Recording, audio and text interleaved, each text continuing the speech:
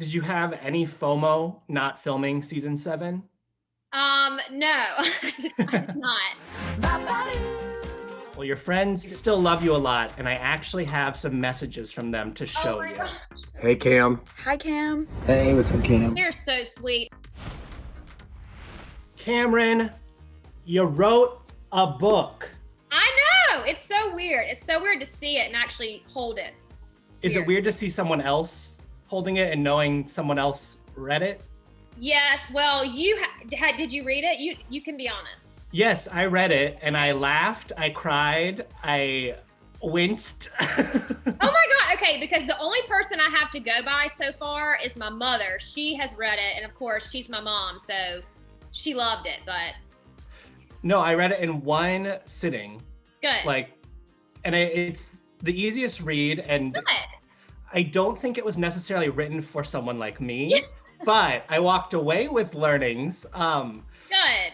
You lay out so much in this book. From many the real world to baby, yeah, it's all over the place.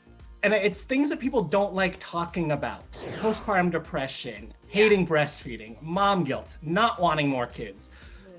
Was there anything that you went, maybe I shouldn't put this in the book? I do kind of regret talking about the uncontrollable farting after I had, that was a bit much to share, but it's real life. So I wanted to not hold back. That was my favorite part of the book, the part that made me cry laugh. So I'm glad you kept it in. Happens to the best of us. The machine gun flatulence, I think you describe it. But what was the hardest part of putting everything on paper? It really was not hard for me. It was easy. I found it very cathartic to talk about my experience. I wanted to be open and honest for other women. And the biggest point that I tried to get across, I felt like when I was pregnant, I read all these books that tried to tell you what to do or do it this way, don't do it this way. And what I hope comes across to women is you ultimately have to go with your gut. And your baby will be your baby will be unlike any other baby, and you are unlike any other woman. So that's what you have to go by. Well, I think mission accomplished, because you share every piece of learnings you've had with the caveat of this worked for me, it may not work for you. Yeah, that's what I tell everybody, because nowadays, you have to preface it with, this was my experience. Doesn't mean it's going to be yours. Absolutely. The whole book kind of reads like a love letter to Palmer. Aww. In a way, is it kind of a book for her to read one day and see what her mom went through? I never thought about it that way, but that would be great. The whole time I was writing it, I did keep in the back of my mind, I want this to be something that she is proud of and not embarrassed of or ashamed of, because books are around forever, kind of like reality television. Bar. Here we go, babe. Woo! Now I don't want y'all throwing up tomorrow. We should get in the hot tub. Let's go. Well, the book kicks off with your experience on The Real World. I actually went back into the vault and pulled up your kind of casting tape, and I want to play it back for you now so you can see 19-year-old Cameran. Oh God, okay. Cameran, I'm 19 years old from Anderson, South Carolina. I always told myself, I will not live in the South. As soon as I graduate high school, I am getting the hell out of here. And now that that time has come, I honestly don't think I could. That's it, just 15 seconds. And here I am, still here. But what would you tell 19-year-old Cameran? Anything, or would you let her live in the naive oblivion of being 19? I would let her live in the naive oblivion because I have learned so many lessons in my life. I would have gone back and done it all the exact same. And maybe you would give her a copy of One Day You'll Thank Me. Maybe that's what you Maybe would I would. Yeah, and my Southern accent was a lot stronger back then, for sure. I do not like people from up north. Yankees, as we so-called Southerners call them. The Real World chapter kind of kicks off the book, and then Southern Charm helps wrap up the book. Why did you put Southern Charm at the end? Because I think fans might be inclined to skip ahead and read that one first and then go back. Well, I mean, you can't not include Southern Charm. It was been a big part of my life. I was on the show for 6 seasons. I remember when Whitney convinced me to do it, thinking this will probably only last 1, maybe 2 seasons, and here it is, still on. The show's been a great success, so I don't regret it for an instant. I would go back and do it all over again. Did you have any FOMO not filming season 7? No, I did not. It's, you know, it just got to be a point in my life where I felt like it really didn't serve me anymore. I felt like I didn't quite fit in anymore. And again, I just ultimately had to go with my gut and say, I think now is the time to bow out instead of drag this on. And I felt myself not being as authentic as I was. Part of me started to feel hypocritical. You know, these people are showing their children, their significant others, and when you're on reality television, especially Bravo these days, you know, that's expected of you. I didn't want to do it, so. Try as you might, though, your name was still brought up this season. Yes, of course. You like Cam?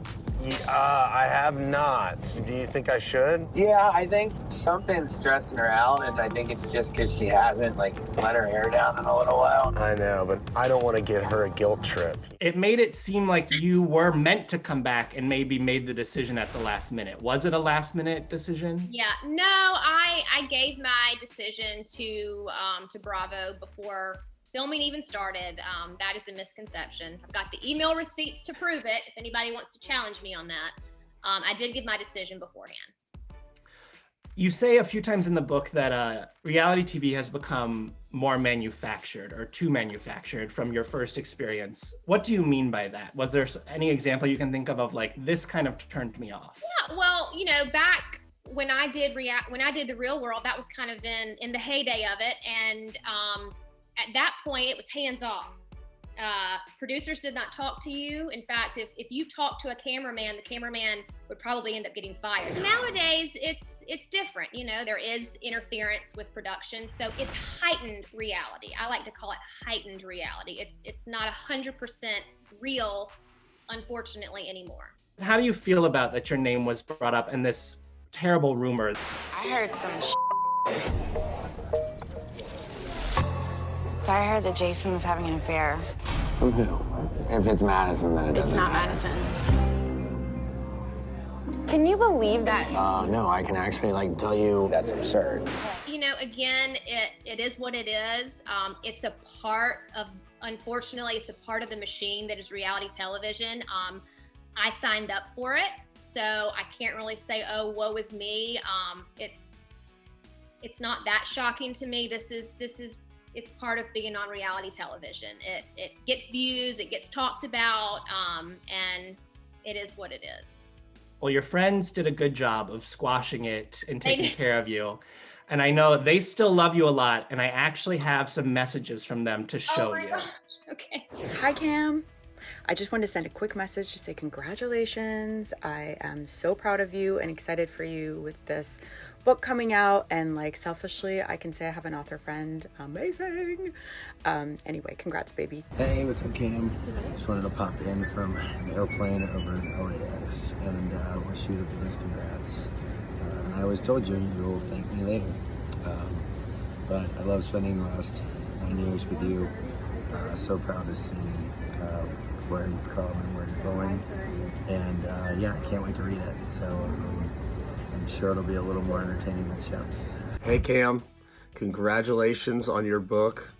I am doing what you did not long ago in the studio, recording the audiobook. It's been a lot of fun reading it, but yeah, kind of a pain in the ass to get all the words correct. But hope to see you soon, and I'm really happy for you. And we're going to do a book tour, remember? It'll be a lot of fun. Cheers. God help. Can you imagine? I think people would love to see it. But what does it mean to you to see those messages from them? They're so sweet. And literally, I mean, I was on the phone with Shep yesterday. I still have not met Taylor. I'm dying to meet her. I feel like I know her, but I still have not met her. So he's like, I'm very COVID careful. I am a germaphobe, so I really don't leave my house still. So I keep telling, I'm like, I'll see you once I get the vaccine. Once I get the vaccine, I will see all of you.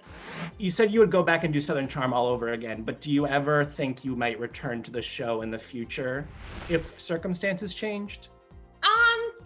No, know. I never say never, but at this point, I think that chapter of my life has closed. I've been on reality television since I was 19 years old, so I don't know.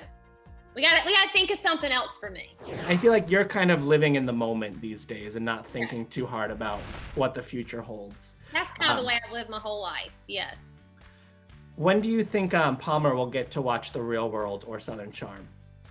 Oh my gosh. I would say, first of all, it's fascinating. When I did BravoCon, there were like 8-year-olds coming up saying, "Oh my God, I'm like, your parents allow you to watch this at 8 years old?" So I would say at least 15, 16. Has Jason read the book or parts of the book?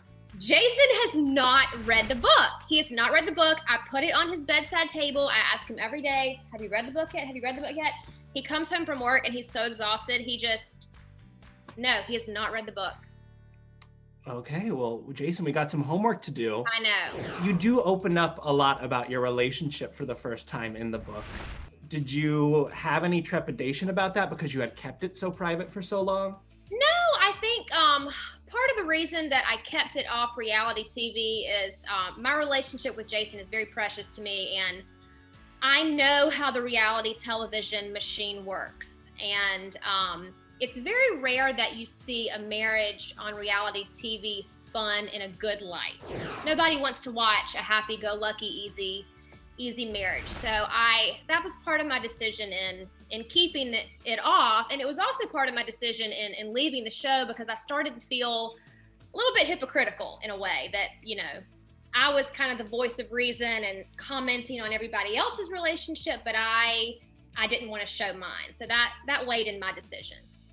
Yeah, I didn't realize that you had been with Jason for a full 2 years before Southern Charm started filming. I mean, that might be news to some fans. How do you think they will feel like you kept a secret from them? I don't know, maybe. I could see how I would feel that way if I was watching. Jason just, at that point, he supported me doing the show. He didn't want to be on it, and I can respect that. Well, what's next for you? Do you have an idea for another book? What are you thinking about? No, I've never really had a plan with my life. I would say if this book does well, I would like to do a children's book. That's kind of always been a dream of mine as well, and I'd like to somehow incorporate little Elvis, who's been such a part of our family. So maybe a children's book about Elvis. I love that. Yeah, we just lost Elvis, which I know everyone was so sad about, but that dog lived a life. He lived a life. He totally lived a great life. So he was almost 18 years old. Are there plans for, once an appropriate mourning period has passed, are there plans for another dog, or would you just wait till another dog enters your life by accident? We're going to take a little break for a while, for sure. Little break. Well, it's great catching up with you. Congrats on the too, book. Bryce. I'm putting out New York Times bestseller Into the Universe for you. Oh my God, let's hope and pray.